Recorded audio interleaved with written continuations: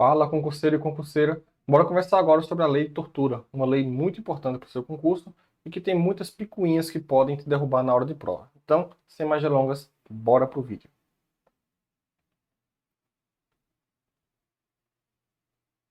Antes de mais nada, você precisa saber que a lei de tortura, a lei 9.455, é um mandado constitucional de criminalização, ou seja, a Constituição, quando ela foi criada lá em 1988, promulgada na verdade, ela trouxe uma previsão legislativa que dizia: o crime de tortura precisa ser criado, dentre outras condutas que não convém a gente estudar agora, mas sabe que lá no texto constitucional, no artigo 5º e também no artigo 42, tem dizendo que é necessário ter uma lei de tortura, de forma bem simples. Pronto. Então isso é um mandado constitucional de criminalização, onde o constituinte, o poder constituinte, diz: Poder Legislativo, vá lá e cria uma lei sobre isso. Beleza. Foi criada a Lei de Tortura lá em 1997. Ela trouxe alguns critérios, tanto materiais quanto formais. Como assim materiais e formais? Bom, a gente sabe que quando uma pessoa sofre um crime de tortura, deixa vestígios, ou seja, físicos ou também psicológicos. Por isso que é material ou formal. Porque vê só, quando você tortura uma pessoa,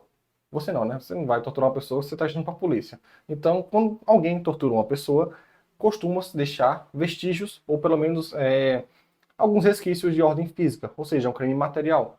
A tortura por si só, classicamente é vista de uma forma material, ou seja, ela vai deixar marcas. Mas também existem aquelas marcas que a gente não consegue ver, que são os critérios formais, ou seja, a tortura psicológica. Então, basicamente, uma parte da doutrina defende que quase toda tortura é caráter bifronte ali, né? Então vai ter o caráter material e também o formal. Porque é basicamente impossível uma pessoa sofrer uma tortura e não ficar com aquilo na cabeça. Então, se a questão vier trazendo que houve um crime de tortura de vestígio físico, então foi de ordem material. Se ela trouxer apenas a vertente psicológica, então é formal. Basicamente isso. Quem costuma cobrar bastante esse tipo de coisa é a banca Sebrasp, mas para cargos mais aprofundados. Por exemplo, analista TJ, promotor. Para gente que estuda para a polícia, não costuma vir tanto. Mas não costuma nada, na verdade não custa nada a gente pontuar isso aí, porque vai que venha, né? Não vamos dar chance para o azar. Próximo tópico. A tortura é um crime inafiançável e insuscetível de graça e anistia. Isso é o que está previsto no texto constitucional. Mas para o STF, o crime de tortura ele é inafiançável, insuscetível de graça e anistia e também de indulto. Ou seja, o indulto não está previsto no texto constitucional.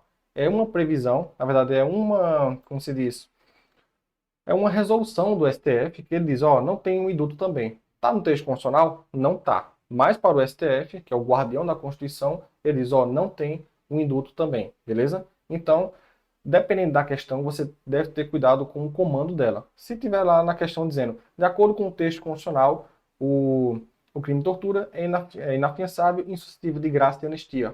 Ponto. Pronto. Para a SEBRASP, que é o que a gente estuda, você está vendo esse vídeo para PCPE ou para algum concurso que tenha a cobrança da banca Sebrasp, a banca, né? Vai estar correta, porque uma informação incompleta tende a estar correta na Sebrasp e para a maioria das bancas também. Mas, se vier com o comando da questão seguinte, de acordo com os tribunais superiores, o crime de tortura ele é inafiançável, insuscetível de graça, anistia e indulto, certo ou errado? A questão vai estar correta, porque de acordo com os tribunais superiores, no caso do STJ e STF, é sim a previsão do indulto também está prevista ali como proibição, ok? Então, bora para o próximo tópico. A gente já conversou agora, já falou sobre a história da tortura, né, como é que surgiu e tudo mais, como ela é aplicada, o caráter bifronte e também as proibições que tange essa lei. Agora a gente vai estudar sobre as modalidades de tortura, beleza? Então, deixa eu ajustar aqui o slide para vocês. Cadê? Pronto. O crime de tortura ele é equiparado a hediondo, exceto a omissão. A gente vai ver que existe tortura castigo, tortura omissiva, para cometimento de crime. E uma dessas modalidades aí existe a tortura omissão, que é basicamente o cara que deveria agir para poder evitar que a tortura fosse assim aplicada e nada faz. Ele comete crime de tortura? Comete sim, mas ele vai cometer numa modalidade mais branda. Ao invés de responder por reclusão, tudo mais, ele vai responder por detenção. Ou seja, é uma modalidade mais branda, mais ok, mas o cara responde sim por tortura, beleza? Então, você deve também saber que na tortura é possível a tentativa e a desistência voluntária, ok? Tentativa e desistência voluntária é possível. O que não vai ser possível na tortura é o arrependimento eficaz e o posterior. Por quê? Tapa dado não volta no tempo. O cara que torturou alguém não tem como voltar no tempo. Ah, não, eu me arrependi aqui posteriormente, toma aqui um dinheirinho, toma aqui alguma coisa para poder a gente ficar de boa. Não, não tem essa possibilidade. Então, o arrependimento eficaz e o posterior não é possível. Mas, porém, se o cara tiver. Mas, porém, é complicado. Porém, se o cara tiver no meio do ato ali, torturando, e ele decide parar, ou seja, uma desistência voluntária, é cabível. Então, ele responde até onde for, onde tiver ido a tortura, né?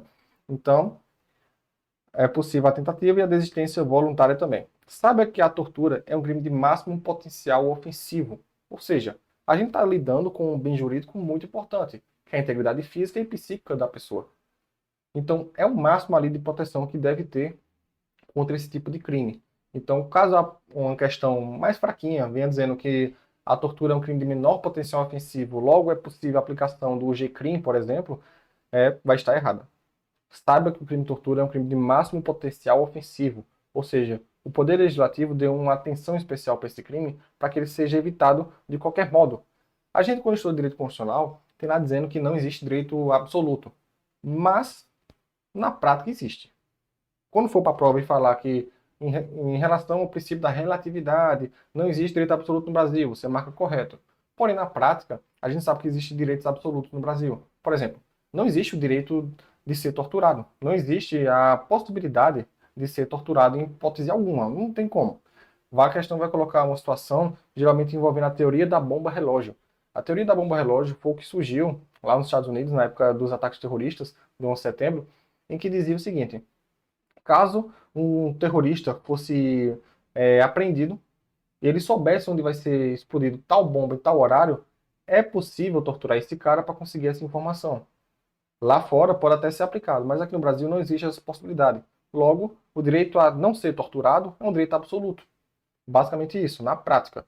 Quando for na hora da prova, você fica ligado aí para ver se a questão não vai tentar te induzir ao erro, beleza? Então, o direito à tortura, a não ser torturado, não existe a possibilidade. Trabalho escravo. Então, tudo isso são direitos que não podem ser violados ou relativizados, como costuma cair em prova, beleza? Saiba que os crimes de tortura são de ação penal pública incondicionada. Logo, a autoridade policial, assim que souber do cometimento do crime de tortura, independente de quem seja, ele deve agir. Logo, não necessita de uma representação.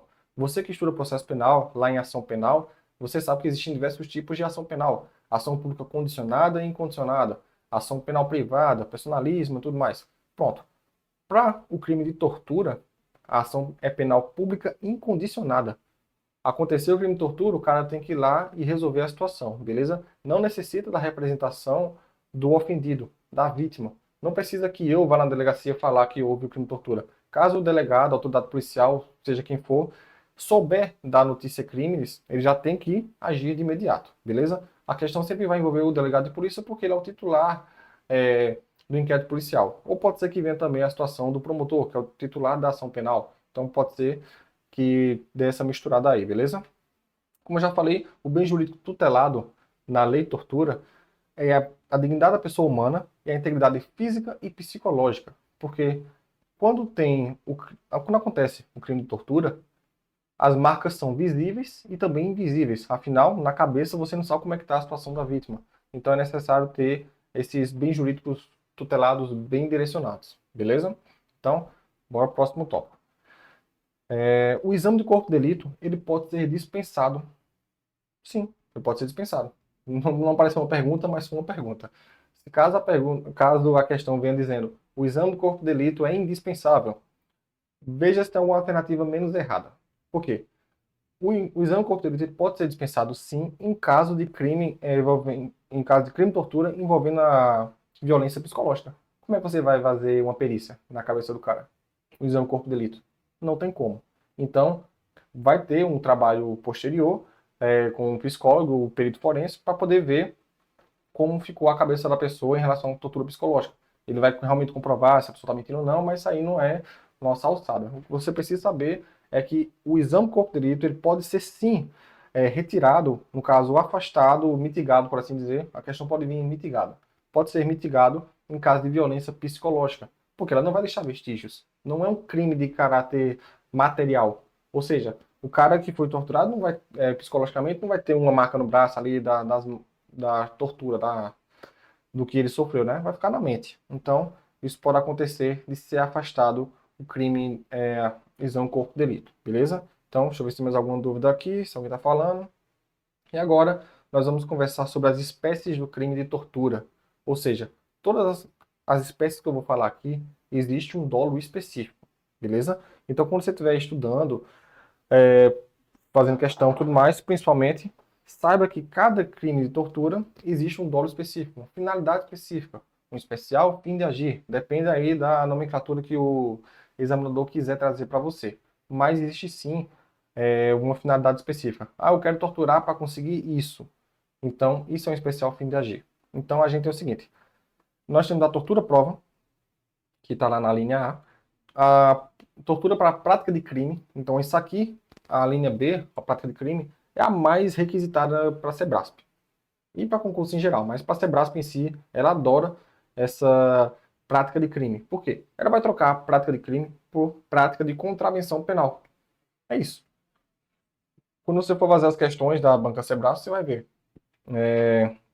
Bruno, com a intenção de torturar fulano, para cometimento da prática de contravenção penal, deverá responder por tortura crime. Certo ou errado? A questão vai estar errada. Por quê? A tortura que eu fiz contra fulano vai ser para cometimento de contravenção penal. Sendo que na lei 9.455 está dizendo que é tortura crime. Então, existe uma diferença entre crime e contravenção penal. Quando você estuda direito penal, tem lá dizendo que a infração penal é gênero, que se divide em duas espécies, crime e contravenção penal. O crime pode ser chamado de delito também, logo é um caráter bifronte também, ou seja, são duas possibilidades que existem, mas a infração penal ela é gênero, que vai se dividir em duas. Beleza. Quando a gente tem um crime, é uma natureza mais gravosa, por assim dizer. O cara vai ser penalizado com mais vigor. E na contravenção penal, não. Vai ser ali prisão simples e multa. Ou seja, uma coisinha bem besta, não dá em nada, como os noiados dizem, né? Não dá em nada. Então, para contravenção penal, não existe a previsão na lei de tortura. Mas para cometer crime, existe essa previsão legal. E a questão da Sebrasp vai ficar sempre tocando nisso. Ah, fulano cometeu contravenção penal, certo ou errado? Crime de tortura por contravenção penal. Ela vai estar errada. Tem que ser bem específico. Tortura, crime. Não cabe contravenção penal. E agora a gente vai conversar sobre a tortura discriminatória, que é o seguinte. Muitas. Pronto, na PMPE. Na PMPE tem a Lei de Crimes Raciais, que é a Lei 7.716 de 89, se não me engano. Pronto. Tá lá essa lei. Ela sofreu muitas alterações agora em 2023 e com certeza vai vir alguma questão dela. Por quê? Sofreu alteração em 2023, então se eu fosse examinador, eu colocaria questões de 2023, de alterações recentes. Porque aí eu vou realmente filtrar os candidatos que estão com material atualizado. Ok. Na lei de tortura, existe a tortura discriminatória, que é aquela tortura praticada contra pessoas que têm, como se diz, preconceito contra a raça e a religião de algumas pessoas. Então, a tortura discriminatória só se aplica para critérios raciais e religiosos, segundo a lei de tortura. Mas, para o STF, a raça, como se diz, na verdade, os judeus são vistos como raça para o STF. Logo, qualquer pessoa que cometeu crime de tortura contra um judeu específico, ele vai ser tipificado na linha C da lei de crimes hediondos. De lei, qual o nome? De tortura.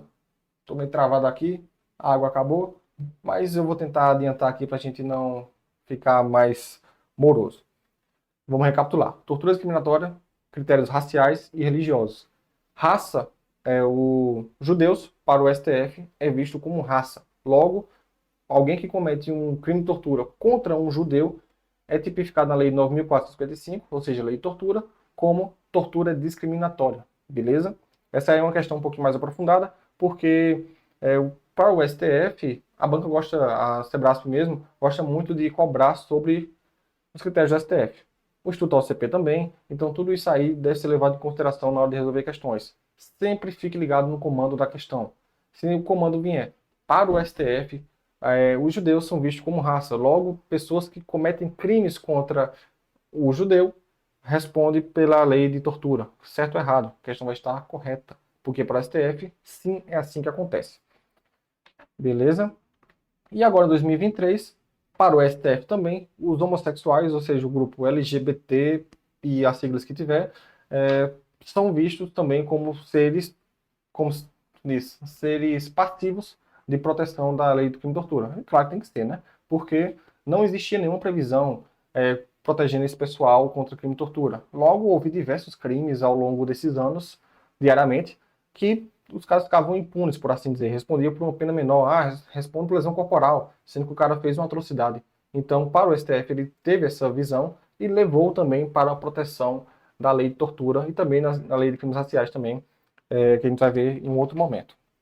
E agora, nós vamos conversar sobre tortura castigo. E é claro que eu vou utilizar o meu caderno, que está aqui, só para bater no olho, né? Porque a gente não lembra de tudo, né?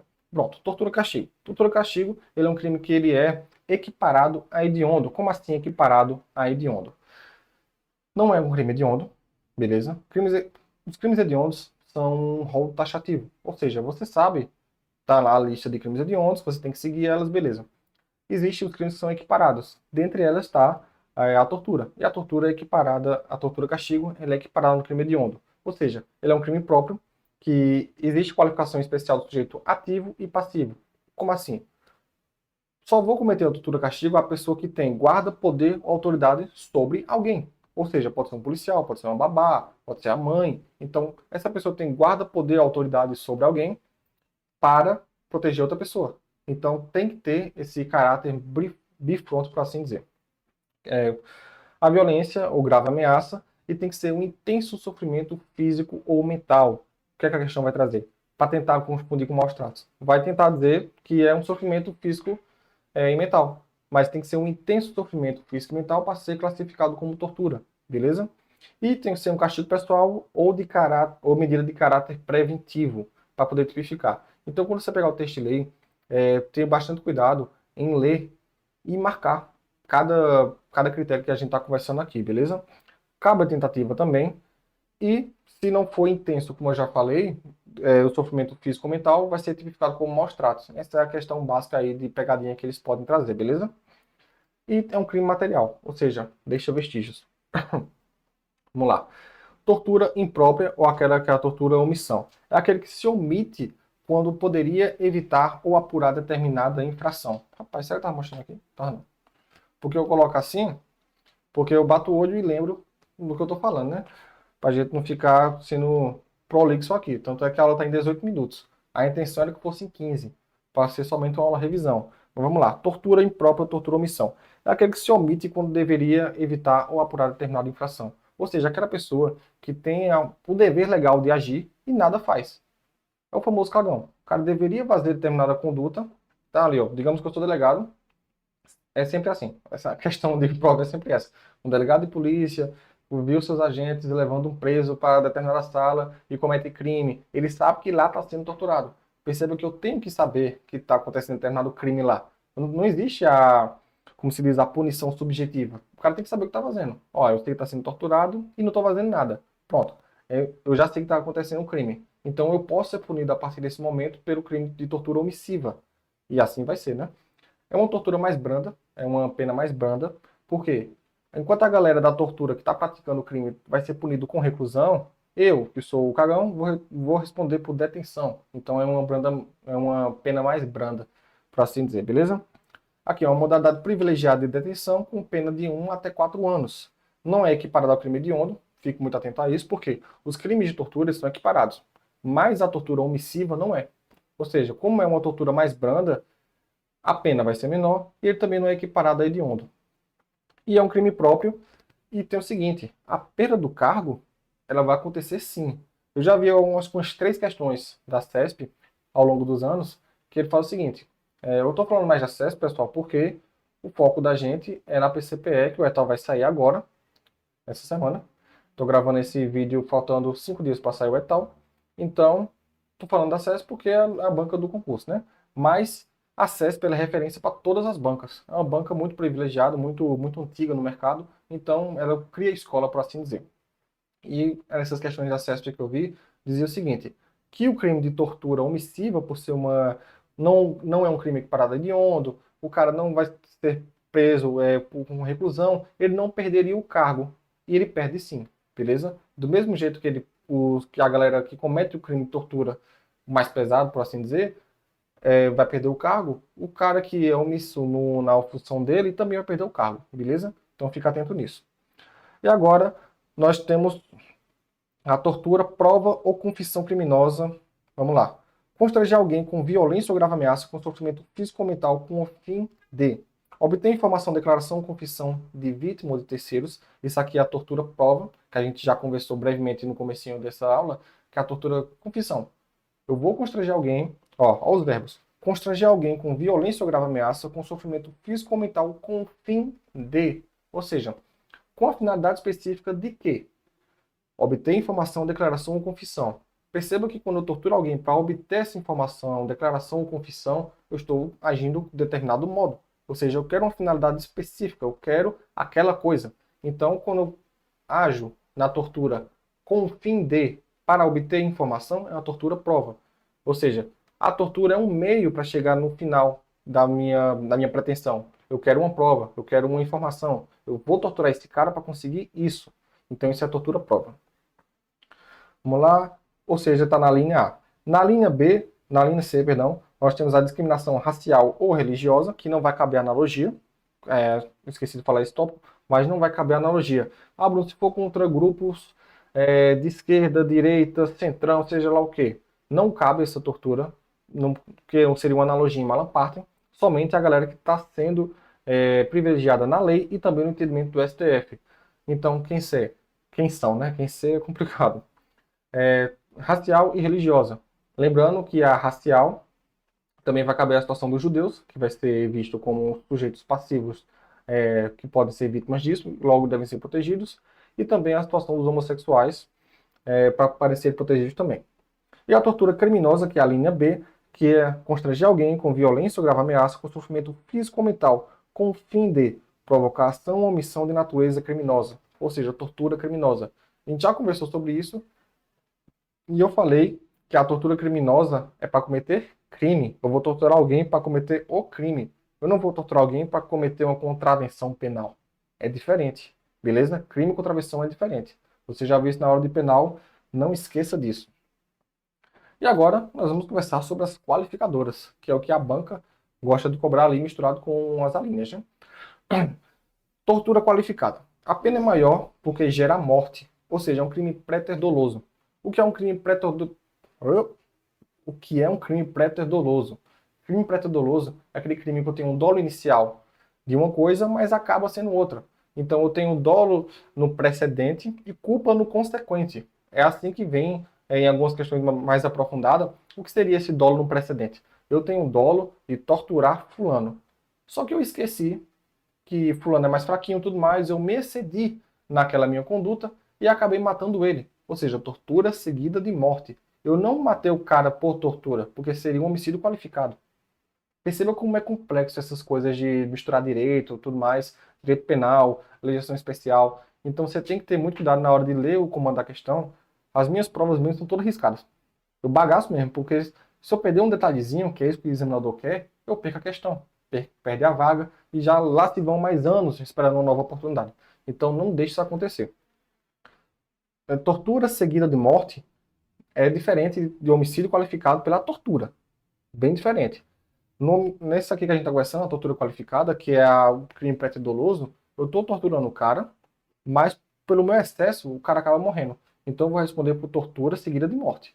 Agora, se eu sou maldoso e eu quero matar o cara, eu vou matar de qualquer jeito. Meu dolo é matar. O dolo é aquilo que a gente quer fazer, a vontade. Você já estou isso também em direito penal. Então, a minha vontade é de matar. Porém, para matar esse cara, eu vou torturar ele. Vou torturar, torturar, torturar, e no fim ele vai morrer. É diferente, percebeu? Vamos lá. A competência para o julgamento é na vara criminal comum. As questões vão trazer geralmente envolvendo um policial que matou alguém. Aí o cara vai pensar, se é policial, geralmente é militar. Eles trazem mais policial militar. Então, tentando fazer uma analogia com a ditadura também, então eles trazem mais a situação do policial militar. Aí o que vai acontecer? Vai perguntar se é justiça criminal militar, e vai estar errado, porque é a justiça criminal comum, beleza? Vamos lá. E como é uma tortura qualificada, é de 8 até a 16 anos de reclusão. Ou seja, é uma pena bem maior, né? Enquanto a gente viu ali de 1 a 4, aqui é de 8 a 16. Porque houve a morte.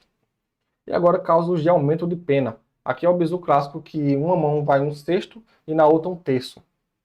Aí o que a galera usa no que concurso, em materiais mesmo, coloca duas mãozinhas, aí aqui um sexto e aqui um terço. É de igreja, né? Aí para a pessoa lembrar. Eu mesmo memorizei assim. Em uma mão vai um sexto e na outra vai um terço. Ou seja, vai aumentar a pena de um sexto até um terço se for cometido nessas condições, que é o dica gás, que é o seguinte: se o crime é cometido por agente público, ou seja, ele usa a função dele por ser agente público, ou seja, há um nexo causal entre a conduta dele e a finalidade ali, que é a tortura, há o aumento de pena.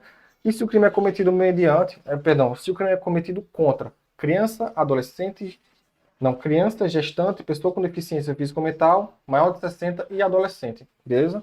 Então, essa galera aqui, que é o Dica Guys, ou seja, criança, gestante, pessoa com deficiência físico-mental, maior de 60 ou adolescente, beleza? Eu acabei não colocando isso aqui no slide, porque geralmente a gente fica conversando entre a minha imagem e o slide. Só que aí, para digitar isso aqui demora muito. Aí eu peguei só o caderno aqui, que ao invés de digitar, mas espero que vocês estejam gostando dessa mini aula. E se o crime é cometido mediante sequestro? Então essas são as três possibilidades, são os três incisos, na verdade, que é um aumento de um sexto até um terço, ok? E agora, uma das preferidas de banca, que são os efeitos automáticos. Quando a gente fala em efeito automático, tem um efeito automático tanto na tortura quanto nas organizações criminosas. Então, os efeitos automáticos da tortura. A gente tem o seguinte: perda do cargo ou função pública. Ah, Bruno, torturei alguém, perdeu o cargo e a função pública. Isso já é automático.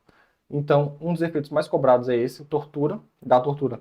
Tanto a perda do cargo da função pública e a interdição para exercer qualquer cargo, ofício ou profissão pelo dobro do prazo da pena. Ou seja, o cara cometeu o crime de tortura hoje e foi cometido há 5 anos. Aí como é que a questão vem? Ela vem dizendo que fulano vai poder ser é, usar, como se diz, ser, como é que a pessoa passa no concurso? Ser aprovado, ser convocado para outro cargo daqui a 8 anos. E vai estar errado, porque você tem que fazer a conta. É o dobro do prazo da pena. Ou seja, são efeitos futuros. Eu fui preso hoje por tortura. 5 anos de cadeia. Beleza, passei 5 anos. Quando eu sair da cadeia, é que vai contar o efeito automático. Ou seja, 5 mais 5. Ou seja, daqui a 10 anos, depois que eu passar 5 preso, é que eu vou poder usar uma função pública. Se for função policial, nunca mais vai poder usar, né? Porque o cara foi preso por tortura. Foi expulso da corporação por tortura. Vai voltar para a polícia? Não vai, né? Pelo menos não deveria. Mas está aqui as funções automáticas que são previstas nesse cargo. Perda do cargo ou função pública. Isso aqui é outra coisa. O juiz não precisa motivar. Ah, o fulano foi preso por tortura e ele é agente público. Beleza, já perdeu o cargo e a função, vai passar o dobro do prazo da pena interditado para poder exercer qualquer trabalho, ofício ou profissão pública. Beleza? Tá aqui, ó. Interdição para exercício de cargo ou função pública pelo dobro do prazo da pena aplicada. E são efeitos futuros, ou seja, pós-pena. O cara não vai ficar preso e pensando, já está contando aqui, quando eu sair daqui, eu estudo novo e faço concurso. Não, não vai. Você vai passar mais 10 anos ali a depender da sua pena. Bruno, se o cara ficou preso 8 anos, vai passar 16 sem poder exercer. Se ele passou 5, 10. Então, faça a continha. Na prova eles vêm dizendo, preso há 5 anos, 10, você só vai duplicar, beleza? Então fica esperto aí para você não perder questão por bobeira ou por falta de matemática. E aqui estamos nós, 29 minutos aí de aula. Eu acredito que eu falei tudo de tortura, tudo. Tanto é que foi um vídeo o dobro do que eu tinha planejado, mas eu espero que você tenha gostado. A gente volta depois para conversar sobre questões e tudo mais, beleza? Deixa aqui nos comentários o que você achou. Valeu!